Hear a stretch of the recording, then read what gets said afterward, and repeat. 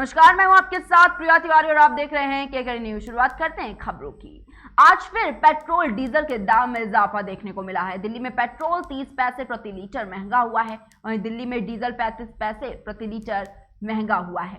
दिल्ली में पेट्रोल 99 रुपए 41 पैसे प्रति लीटर पहुंच चुका है। वहीं दिल्ली में डीजल की कीमत की अगर बात करें तो डीजल 90 रुपए 77 पैसे प्रति लीटर पहुंच चुका है। मुंबई में पेट्रोल 31 पैसे, वहीं डीजल 37 पैसे प्रति लीटर महंगा हुआ है।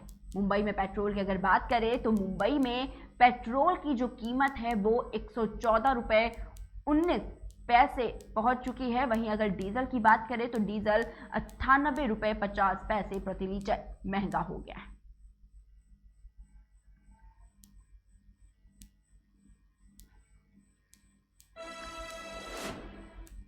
और दोबारा मुख्यमंत्री बनते ही सीएम योगी आदित्यनाथ एक्शन में आ गए हैं। माफिया डॉन मुख्तार अंसारी पर पुलिस ने बड़ी कार्रवाई की है। आपको बताना चाहेंगे कि मुख्तार अंसारी की आज लखनऊ कोर्ट में पेशी होनी है। उन पर लखनऊ के जिया मऊ इलाके में फर्जी दस्तावेजों के आधार पर शत्रु संपत्ति हथियाकर उस पर अवैध निर्माण कराने का आरोप है। इस मामले में मुख्तार अंसारी के साथ ही उनके बेटे उमर अंसारी और अब्बास अंसारी पर भी केस दर्ज किया गया था। सुबह सुबह बांदा जेल से मुख्तार अंसारी को लेकर एम्बुलेंस लखनऊ के लिए निकली। वहीं एम्बुलेंस के साथ एक व्रज वाहन भी है जिसमें पुलिसकर्मी तैनात हैं। इसके अलावा हर जिले की पुलिस एम्बुलेंस को सुरक्षा दे रही है। अभी अभी मुख्तार को लखनऊ ला रही एम्बुलेंस बांदा से फतेहपुर जिले पहुंच गई, जहां से फतेहपुर पुलिस की सुरक्षा में आगे ले जाया जा रहा है। वहीं मुख्तार अंसारी को जिस केस में आज लखनऊ की कोर्ट में पेश होना है उसे 27 अगस्त 2020 को जियामऊ के लेखपाल सुरजन लाल ने हजरतगंज कोतवाली में दर्ज कराई थी।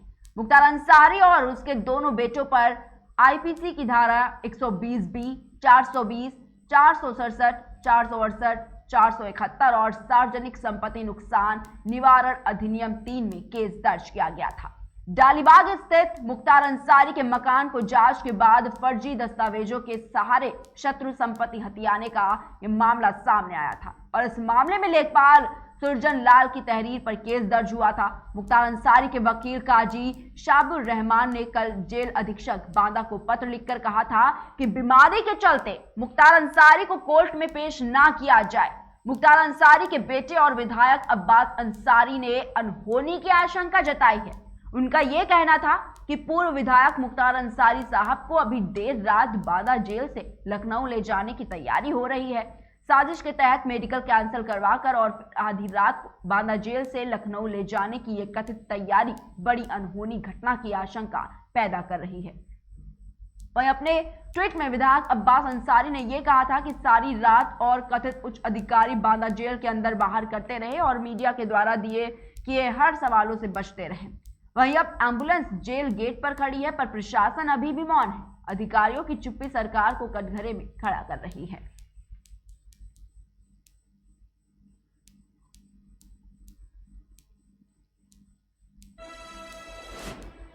वहीं 10वीं और 12वीं की परीक्षा समेत अहम परीक्षाओं से पहले पीएम मोदी एक बार फिर से छात्रों को एग्जाम के दौरान होने वाले तनाव को दूर करने का मंत्र देते दिखाई देंगे।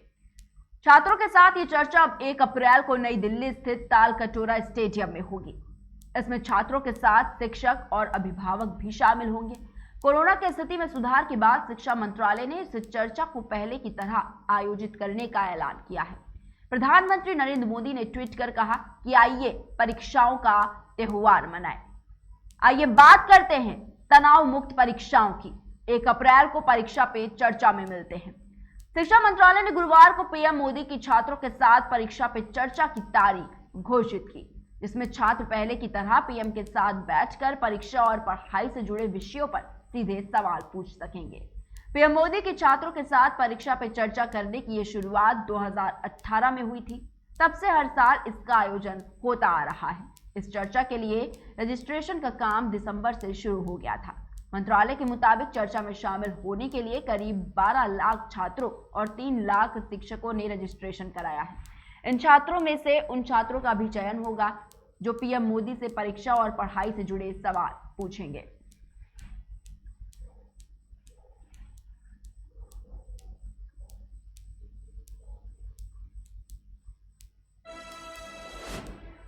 वहीं भारत और फ्रांस के बीच की दोस्ती को और मजबूत करने के लिए फ्रांसीसी नौसेना प्रमुख एडमिरल पियर वांदियर सोमवार को भारत की 3 दिवसीय यात्रा पर आ रहे हैं। उनकी इस यात्रा का उद्देश्य द्विपक्षीय समुद्री सहयोग को और मजबूत करना है।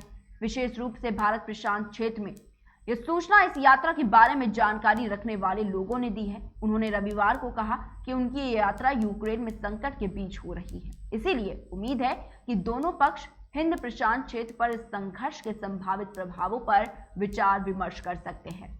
एडमिरल वांदियर अपने भारतीय समक्ष एडमिरल और हरि कुमार के साथ साथ सेना प्रमुख जनरल MM नरवणे और वायुसेना प्रमुख air chief marshal VR Chaudhary के साथ व्यापक बातचीत करेंगे। फ्रांस के नौसेना प्रमुख वांदियार की यात्रा विदेश मंत्री S जयशंकर के पेरिस की यात्रा के 1 महीने बाद हो रही है। इस यात्रा का उद्देश्य द्विपक्षीय समुद्री सुरक्षा सहयोग को और बढ़ाना है। पिछले कुछ वर्षों में भारत और फ्रांस के बीच समुद्री सहयोग में बड़ा विस्तार हुआ है।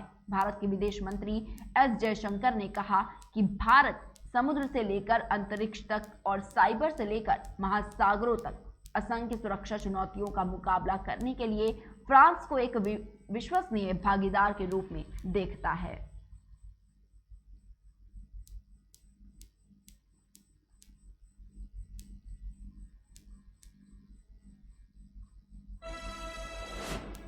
वहीं देश भर के बिजली कर्मचारी आगामी 28 और 29 मार्च को हड़ताल करने वाले हैं, यानी कि आज और कल ये बड़ी हड़ताल देखने को मिल रही है। 2 दिवसीय ट्रेड यूनियनों की देशव्यापी हड़ताल से पहले बिजली मंत्रालय हाई अलर्ट हो गया है। मंत्रालय ने रविवार को सभी राज्य संचालित उपयोगिताओं और अन्य एजेंसियों को हाई अलर्ट पर रहने और 24 घंटे बिजली की आपूर्ति और राष्ट्रीय ग्रिड की स्थिरता सुनिश्चित करने की सलाह दी है। आपको बता दें कि विभिन्न क्षेत्रों के श्रमिकों को प्रभावित करने वाली केंद्र सरकार की नीतियों के विरोध में केंद्रीय ट्रेड यूनियनों के एक संयुक्त मंच ने 28 और 29 मार्च को देशव्यापी हड़ताल का ये आह्वान किया है। बिजली मंत्रालय के द्वारा जारी एक एडवाइजरी में यह कहा गया है कि centre of Indian trade unions यानी कि CITU ने 28 मार्च को सुबह 6 बजे से 30 मार्च 2022 को शाम के 6 बजे तक देशव्यापी हड़ताल का आह्वान किया है। सभी राज्यों में CPSU यानी कि central public centre under takings, central electricity authority, national load dispatch centre और रीजनल लोड डिस्पैच सेंटर को एडवाइजरी जारी की गई है।